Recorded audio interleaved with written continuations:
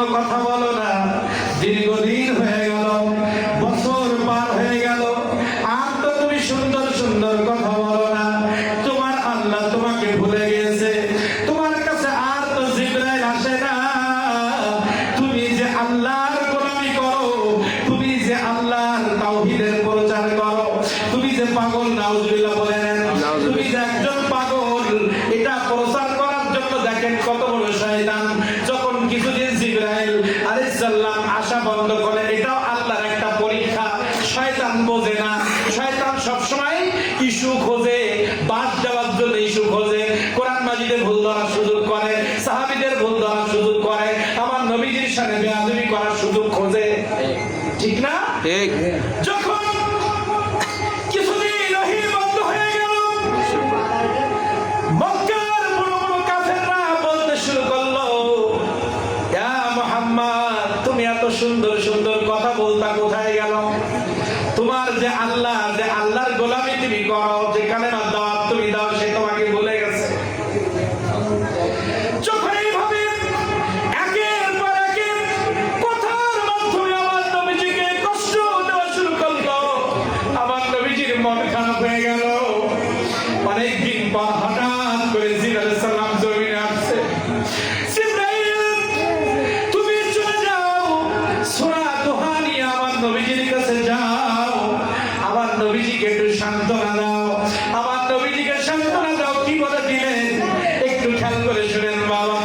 ওয়াদুহা, এখানে দুইটা ব্যাখ্যা আছে। আল্লাহ তাআলা আমার নবীজির চেহারার কসম খেয়েছেন, আর ওয়াদুহা মানে দিনের আলো। ওয়াদুহা মানে দিনের ভিতরে আমরা যে আলো দেখি, সূর্যের আলো, এই আলোটাকে দোহা বলা হয়।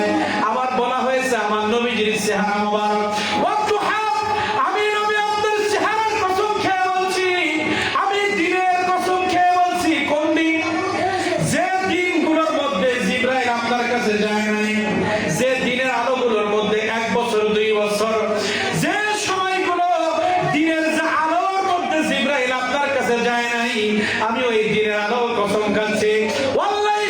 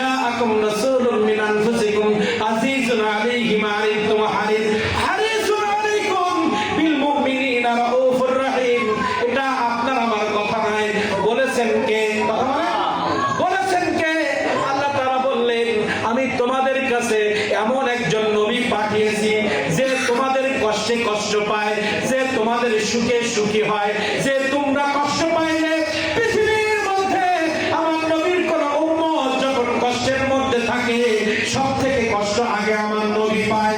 পৃথিবীর মধ্যে আমার নবীর কোন উম্মত যখন সুখে থাকে সর্বপ্রথম আমার নবী খুশি হয়ে যায়। পৃথিবীর জমিনে আমি পৃথিবীর জমিনে যত মানুষ পাঠিয়েছি আমার নবী যত দয়া করেছে তার উম্মতের জন্য পৃথিবীতে কোন নবী এই দয়া করতে পারে না। আল্লাহ তাআলা বলেন লাকাদ জাআকুম রাসূলুম মিন আনফুসিকুম আজিজুন আলাইহি মা আনিতুম হারিস। তোমাদের কষ্টে আমার নবী কষ্ট পায়, তোমাদের সুখে আমার নবী সুখে হয়। আর আমার নবীর মতো দয়া পৃথিবীর জমিনে তোমাদের জন্য কেউ করবে না।